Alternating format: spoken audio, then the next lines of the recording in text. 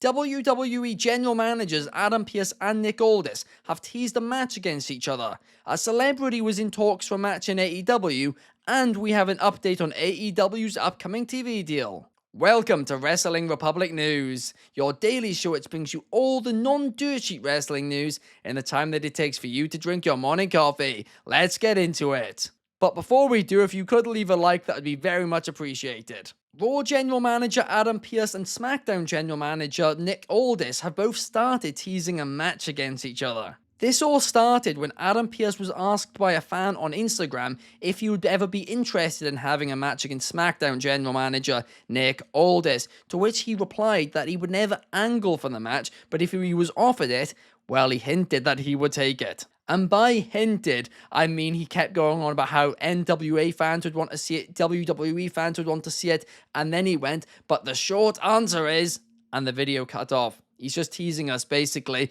But you could tell by the smile on his face, he wants it, right? And in case there was any doubt, Nick Aldis then replied. Nick Aldis then took to X to reply to Adam Pearce and hyped up the fact that both of them had long histories in the NWA before coming to WWE, and ended his tweet by saying, "So you're asking me if I would ever step in the ring with you? ...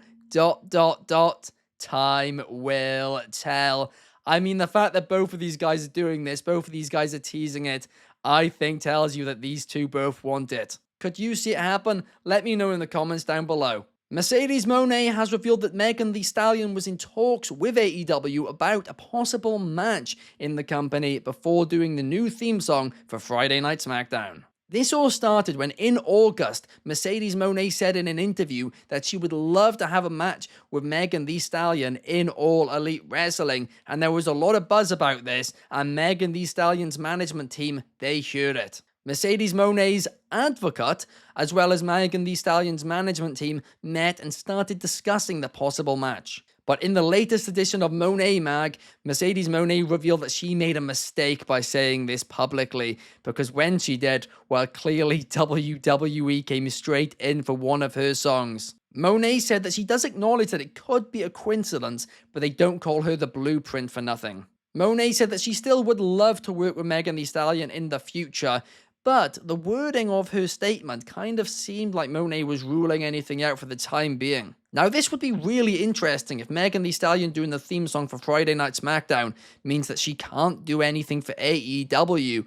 I mean, usually they just get the licenses for the songs, not the people in the songs. So that did seem quite strange to me, but maybe Mercedes Moné knows something which we don't. But Moné told AEW fans to stay calm because there's a lot more brewing, but this time she's not going to open her mouth about it in advance. Batista was the one who got Drew McIntyre a role in his new movie. Speaking to Chris Van Vliet on a recent episode of Insight with Chris Van Vliet, Batista revealed that the director asked Batista if he knew any big men who could do a Scottish accent, to which he replied, Drew McIntyre. Of course, Drew McIntyre stars in this movie alongside Batista, and it's called The Killer's Game, in case you haven't heard about it, but until now it wasn't known that Batista was the reason why McIntyre got the role. I mean, this is great to see the WWE family looking after each other, and of course, Batista said that he's known Drew McIntyre since he was 18 or 19 years old. And as soon as the director saw him, he called him up, and Drew McIntyre said he would absolutely be interested, and Triple H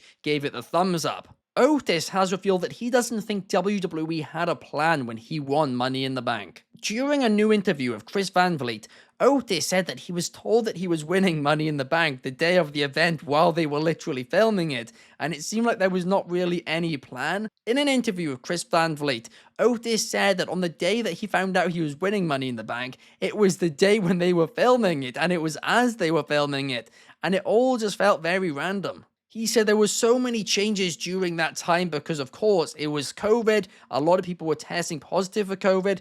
There was a limited amount of people who were available because of that. So just everything didn't really feel planned. Otis also revealed that he is scared of heights, which is why he never goes up to the top rope and only the second rope. So when he was told to climb the ladder, he was terrified because, of course, it was on top of the headquarters that year as well. But of course, Otis did win the briefcase, but he also did lose it to The Miz down the line. I mean, at that time, a lot of people were very confused why Otis did win it. He was very entertaining with it, but it did just feel ridiculously random and did feel like there just was not a plan. But again, in their defense, during this time, there was COVID and everything was up in the air all of the time. But even still, like, it did seem like a little bit of a waste, but was still a huge moment for Otis, no doubt about it. Alexa Bliss has done voiceover work for a new Netflix show. Yesterday, Netflix released a new TV show focused around the untold story of Dump Matsumoto, the wrestler. The show is titled The Queen of Villains, and Alexa Bliss has revealed that she has done voiceover work for it. Just hours after the show was released, Alexa Bliss revealed that she was the voiceover artist for Maki Yuda in the show, and I mean, that is brilliant for her. Of course, Alexa Bliss hasn't been seen on WWE television since January 2023. I mean, it's crazy, it's been almost 2 years now since we've last seen her wrestle in the ring. Of course, since then, Alexa Bliss has given birth to her child, but we haven't really seen her, we haven't really heard any updates about an in-ring return, but hopefully she'll be back soon. But in the meantime, it's good that she's got something going on doing this voiceover work for Netflix. Tony Khan has said the future of AEW is so bright that he needs sunglasses. Speaking to Dave LaGreca of Busted Open Radio, Tony Khan said that these reports which are going around are very interesting, but he has not spoken to anybody about the deal and will not be commenting on that. But the future is very bright. He clarified that neither him or Warner Brothers Discovery have yet clarified or confirmed any of these reports, but they will be doing in the near future. But the most interesting line he said was, with 100% certainty, AEW and TBS and TNT are here to stay for a long time. Of course, there's a lot of rumors currently swirling around about AEW's new TV deal, and we don't know what's true or what's not true, but I think we're going to find out very, very soon, and it looks like, based on what Tony Khan's saying, it's going to be really good news for AEW fans. Janelle Grant's representatives have commented on the upcoming Vince McMahon docuseries on Netflix. In case you haven't heard, Netflix will be airing a docuseries on the life of Vince McMahon on September 25th. The docuseries will cover several scandals in WWE, as well as the personal issues with Vince McMahon. Janelle Grant is the one who made the allegations against Vince McMahon last year, which led to him resigning from the company. It is expected that Netflix do cover this story in the docuseries about him. But Janelle Grant's lawyers, Ann Callis and Kendra Barkoff-Lamy of SKDK, have held a brief meeting, basically a press conference, talking about the situation. Callis' opening remarks said that Janelle's story is an important one, and we hope Netflix docuseries does it justice. Her experience is integral to an accurate and full retelling of the story of WWE and Vince McMahon. The statement can be found online if you want to read it in full. But that's all the news for today. That's all the news for this week. If you guys did enjoy this video, please hit the thumbs up button. I will not be here next week. I am taking a week off, but I will be back on Wednesday, a week Wednesday, for some more Wrestling Republic news.